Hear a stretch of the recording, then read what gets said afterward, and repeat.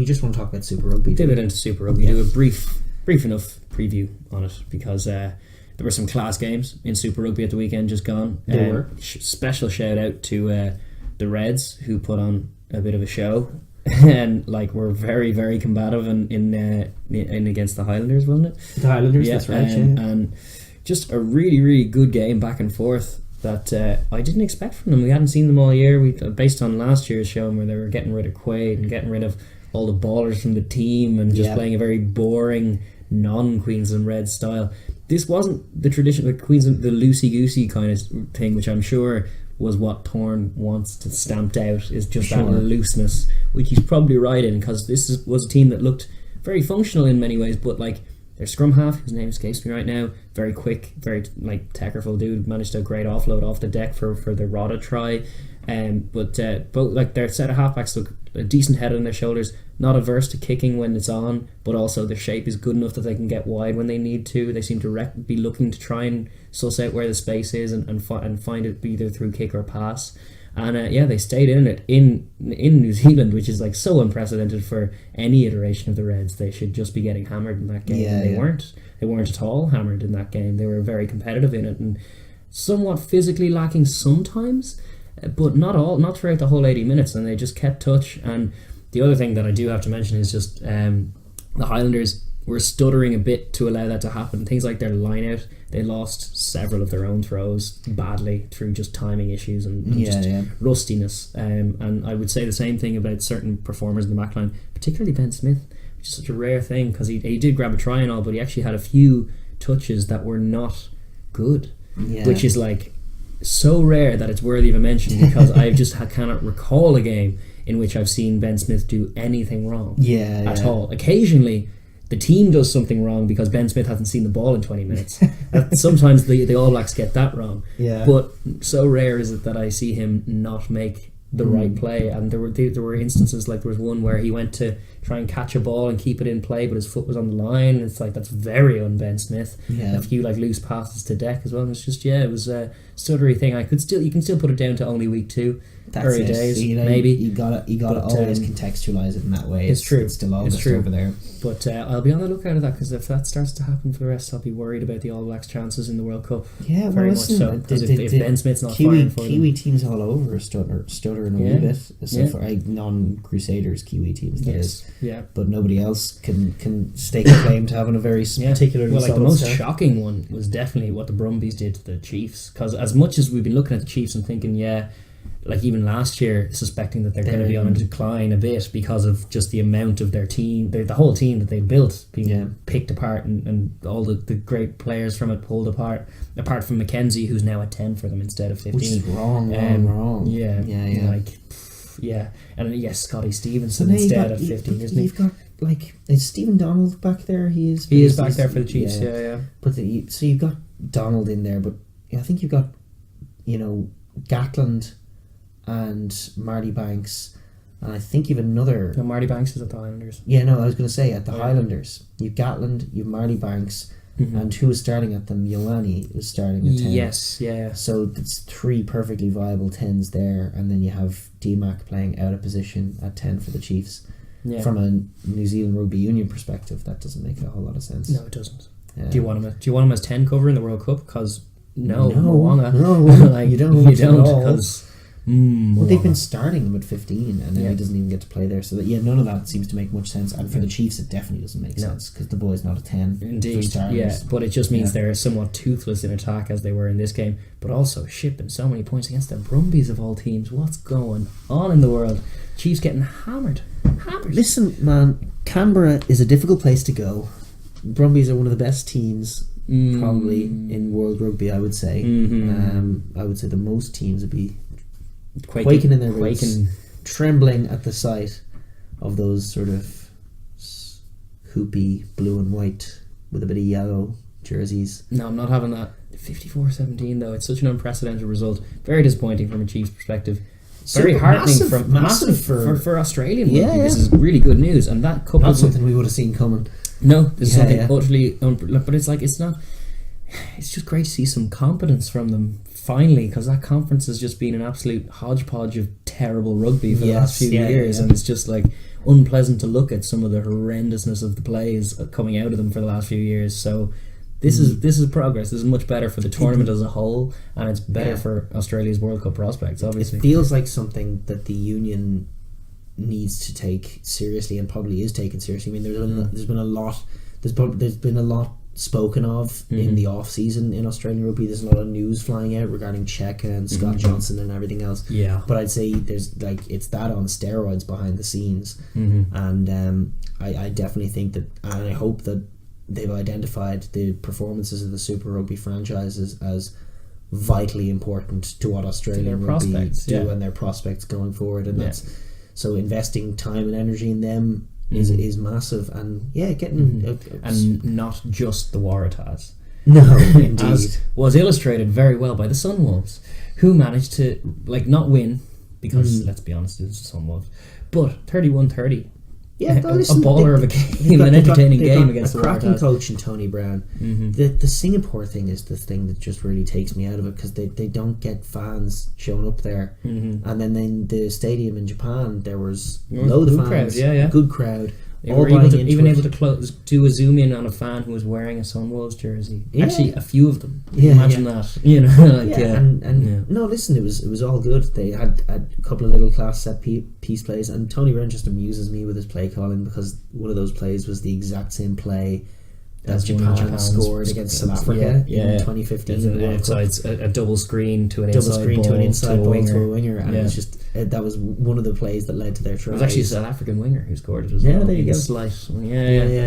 That is still a problem with Sunwolves. They need to get more Japanese representation in terms of just the players there, the personnel. I don't quite know how the franchise works, in the sense that are they getting much money from their Singapore benefactors? Maybe so. But it doesn't seem to make much sense that they're semi-based there. Yeah, semi-based anywhere doesn't seem to make full sense. Let alone half a continent away. Yes, Be like having this sort of half Ireland, half Greek team that play half their matches in each. Seems a bit. They got nothing to do with one another. A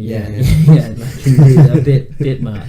In other games, I suppose, there was the Crusaders racking up their obligatory win over the Hurricanes. Got it done, 36-22. Hurricanes kind of came on strong towards the end. TJ coming on seemed to change things a little bit for them as well. Obviously there was no Bowden there either, so it's kind of a start of season Hurricanes outfit. Crusaders looking very good.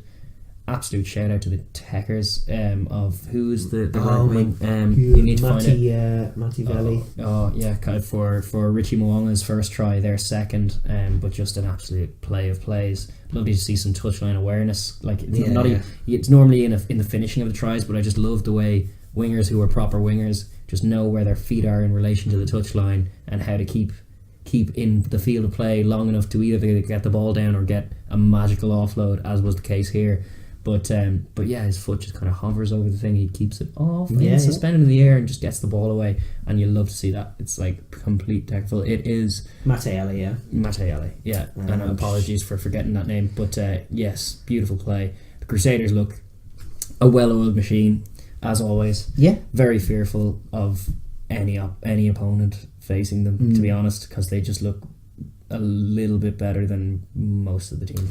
Just more better coached, with better personnel and more physical than just about anybody. That said, the travel takes its toll on any team in this competition, and to have what appear to be some competent Australian teams is a potential game changer for some of those Kiwi teams. The idea that you can't just lethargically travel across to Australia and win games playing at half pace, dole out a whooping, is definitely a positive sign. And that's something the Chiefs have. Hopefully that persists all season now, because as in terms of the combativeness of the Australian all of a sudden franchise. you start shouting out like Jordan Pataya for the Wallaby selection, maybe Carmichael Unkite's bit of form back, all of a sudden the Wallabies start to actually look like they have a bit of depth, dare you say it, as opposed to just being it's so crucial for them to get it's so crucial for them to get going, and looking positive. To pivot across to those SAFA teams, the Sharks had a very good win over the Blues. The Blues, whose hype, back-to-back losses now, the hype not a great start to the season, rather derailed rather quickly, and Nonu on water bottle duty as it's all going down. I don't like that. But I suppose they're limiting game time for older statesmen, I guess, maybe. No, well, the All Blacks won't any All Black prospects limited of time regardless. So there's a bit of that going on, but certainly for a team that has ingrained in them a losing mentality, to have a bit of positivity going into a season and an open loss, it's going to be tough for them to recover, especially in that conference. It's true.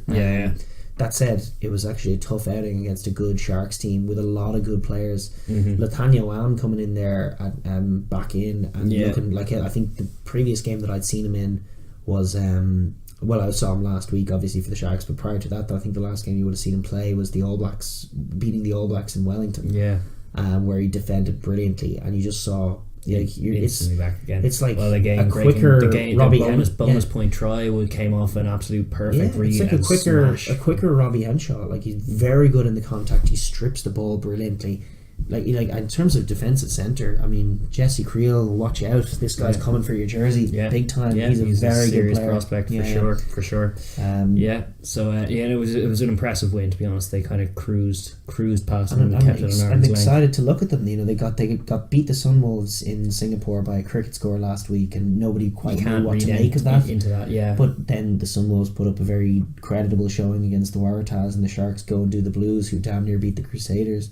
And all of a sudden that sort of weird maths works out quite well for the Sharks. Yes, but that math is bullshit though, because that doesn't work out, because every game is completely different. That's true, and but teams match up differently against one another. But it's an interesting point, and they definitely personnel wise look interesting. It would be good to see them get that run of form and run of games going, such as they're causing those questions for the Springboks that they always have as well, just in terms of who goes where, because it's only terrible to see, by the way, Justin Cosey, who's been riddled with injuries in his career, go down again and doing a semi-serious one. But conversely, great to see Kerwin Bosch get on and get a bit of meat for it. We're big Kerwin Bosch fans here on this podcast. Like the way he plays game from 10 or 15, to be honest. 100%. I think he does a good job. And then in other Springbok news, or SAFA news, the Bulls continued their perplexing, never, they cannot win in Buenos Aires seemingly, and they sure enough lost 27-12 to the Jaguares. Well, listen, after last week's season opener against the Stormers, that's a burst balloon of a performance. What is going on?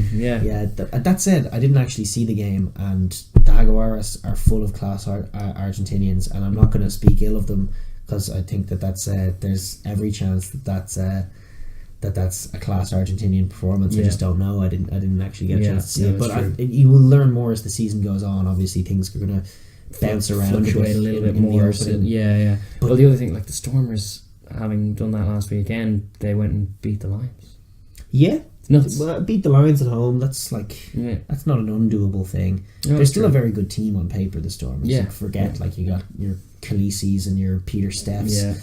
You're never going to be too far off of the back row that looks like that. No, certainly not off in the physicality, which is where a lot of these tight games can come down to. So indeed. No, it's true. That game was rather entertaining though. The Lions. I don't know why I enjoy seeing the Lions lose as much as I do, but maybe it's because I just don't really like the Lions that much. But it's got to do with the fairness. Definitely got to do with the inequity of the system over the last little while, whereby they have been for some reason not travelling to New Zealand at all in a season and cruising to the final. And despite my suspicion, looking at them, even in those wins, looking at them thinking, but they're not as good as the Canes or any of that, and it's just like you marry that with the fact that their home advantage involves altitude. Ellis Park is how far? I'm not sure how high above sea level, but it is very, and means everything's different then, and they're familiar with it, and they're having to play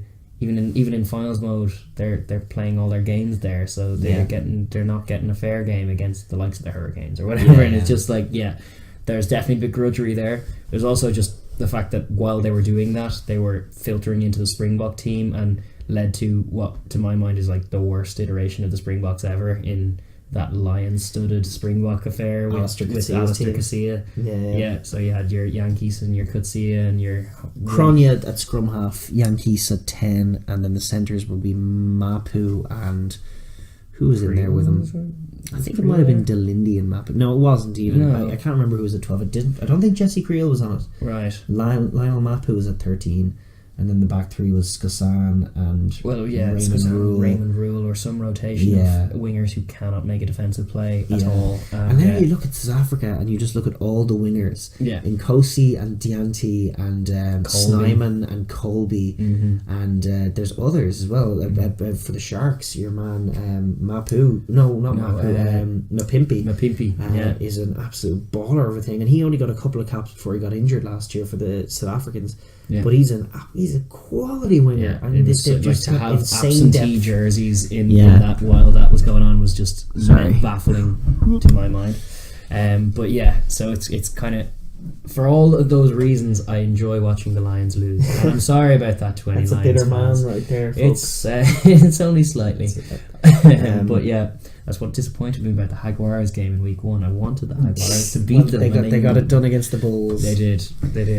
The Bulls are another team that are perennial letdowners. For such a good team on paper again, and it's just like, what does be happening over there? I don't know. The differences in performance though are staggering, because you can watch them be week to week, like a completely different team despite being the same team. So I don't know. They're a very strange entity. Super Rugby can be like, in terms of, it's actually 2 or 3 notches, especially outside of New Zealand. You get the same players playing 2 or 3 notches down in intensity. That's a very different picture. It's true. I'm curious to see how the South African Australian derbies match up with the Aussie Conference looking so positive. Because there's a potential for them to catch some Springbok ridden teams cold. Especially over there. It's shaping up to be the best season of Super Rugby in terms of general competitiveness and fun matches, probably in a number of years. For sure. Since they've restructured it, really. I think you get an illustration of that in the games this week. I mean, there's all kinds of permutations. I mean, the opening game is Hurricanes against Brumbies. The Hurricanes obviously off that obligatory defeat to the Satyrs. Then a bit of a lucky win against the Taz. So they're yet to find their stride, but they're full of All Blacks, and they're a very good team, and they're coming up against a Brumbies team coming off a humdinger of a result. Very interesting matchup. It's hard to call what's going to happen. Melbourne Rebels, rather than being a depressing entity who we couldn't be bothered looking at, are now the Quaid and Genya comeback tour. Indeed. Everyone's going to want to watch the Rebels this year, because that's a very fun picture, and they're off playing the Islanders. Also very fun. Had a stuttery home performance, and will be looking to remedy some of their issues, and the Rebels will be looking to continue some good form and try and nick a win against the New Zealand side, which would be very unprecedented in Rebels club history. That's an interesting picture. That's the Friday games. And last year you would have looked at those games and gone, right, 40-point win for the Hurricanes, 40-point win for the Highlanders. No, it's true. It's true. But it's just that's a fundamentally changed, even if it ends up being a 40-point win. There's Hurricanes. Obviously, this is all August talk, as we refer to it. But we still don't know what pictures are eventually going to emerge from all this. But it certainly looks like the Kiwi Conference has dropped off a couple of notches. Whether or not they get it back remains to be seen. Especially when they get their All Blacks back. A lot of these teams. Well, the other games then, just the Chiefs will be looking to rediscover some form of some kind against the Sunwolves. Although, they're at home. They should be putting them to sword. Really. So I would expect the Chiefs to get some DMAC fun to be had. Put them at 15 for God's sake. And the Reds, Brad Thorne's Reds, facing the Crusaders. That's going to be a tough game. That's definitely a tough day at the office. It's at home. So still a tough day at the office. No, I know. It's still for anybody. It is the Satyrs. Like, it's just they're double champion or twice champions in a row, going for the 3 in a row. Looking the best team in it at the moment. Certainly, as far as all the games I've seen, they look the strongest outfit in it. They look like they can take it into many games, many ways, and score in many ways. 100%. The last 3 games are actually my favourite 3 of the weekend. There's the 2 South African derbies. The Lions are playing the Bulls in altitude. Ellis Park in altitude. It's a great stadium. They won't fill it, but it's a great stadium. And I'm excited to see if the Bulls can bounce back. And I think this is as much as losing in Argentina can happen, and seemingly does happen every year to the Bulls. This is a good test of whether the hype is real around this Bulls team. Or just nothing. That's the ultimate picture that you want to be seeing if you want to have a hope of winning the South African Conference. You got to go there and do it to the Lions. in altitude, and on paper they got the team to do it, so I'm excited to see it. Yeah, But Well, certainly by Razzie's reckoning, they have more quality players than the Lions. Dwayne Vermeulens and Jesse Creels and Andre Pollards, and I tell you, it's, you get Snyman in a bit of space. No, not Snyman. Did I say Snyman? Or you did say Snyman. No, you said Skosan. No, I didn't mean to. Anyway, it's the left winger for the Bulls, who was the sevens player. Oh, God. Speckman. Roscoe Speckman. Yeah, there you Quality. go. Yeah, you see the way my brain works in weird ways. Wouldn't be too well in a big bit of space. Snyman is another monster. You could put him on the wing. He'd bounce through some folks. Marauding Snyman. Blowing in the wind. Yeah, or Snyman.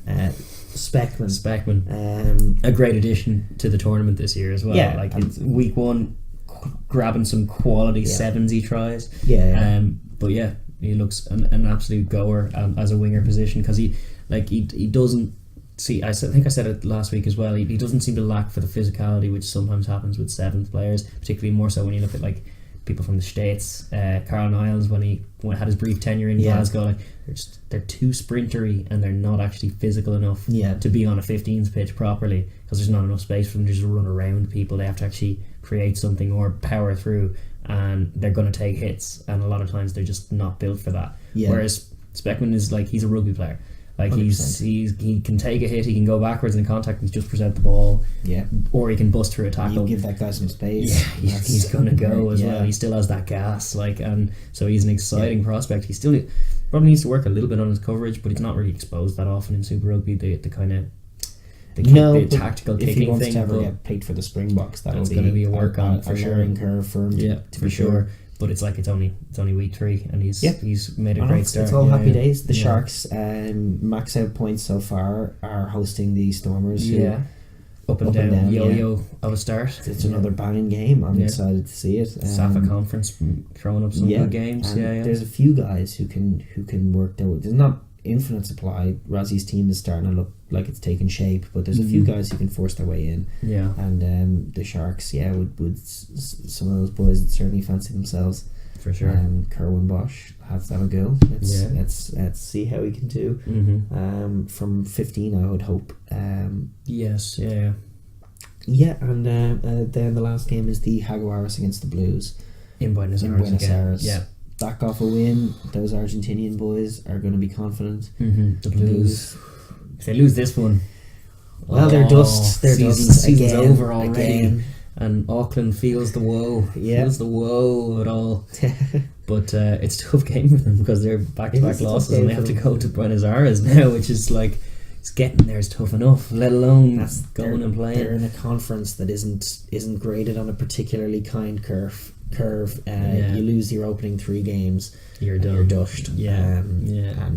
That's the position. It's win or bust, and it's away from home, and it's against quite a dangerous outfit in the Jags. It's hard enough to do some prep on them because they're pretty inconsistent. But when they're good, they're good. If you give them space, they'll score tries. This is it. And that's.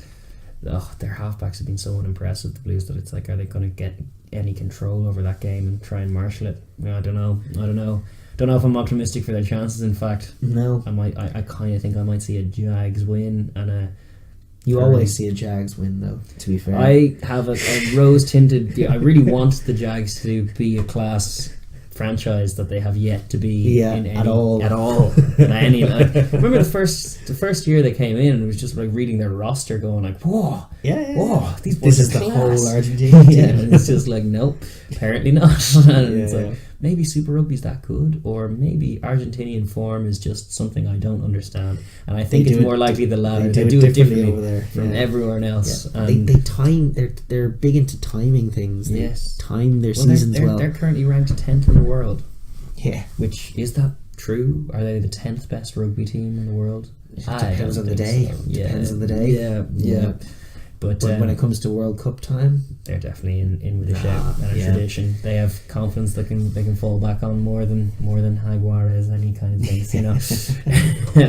But so those are the Super Rugby games to come. Thanks for watching the Overlap Rugby podcast. If you enjoyed that video, please like down below and subscribe for more videos. And please enter the comments section to join our conversation. Thanks.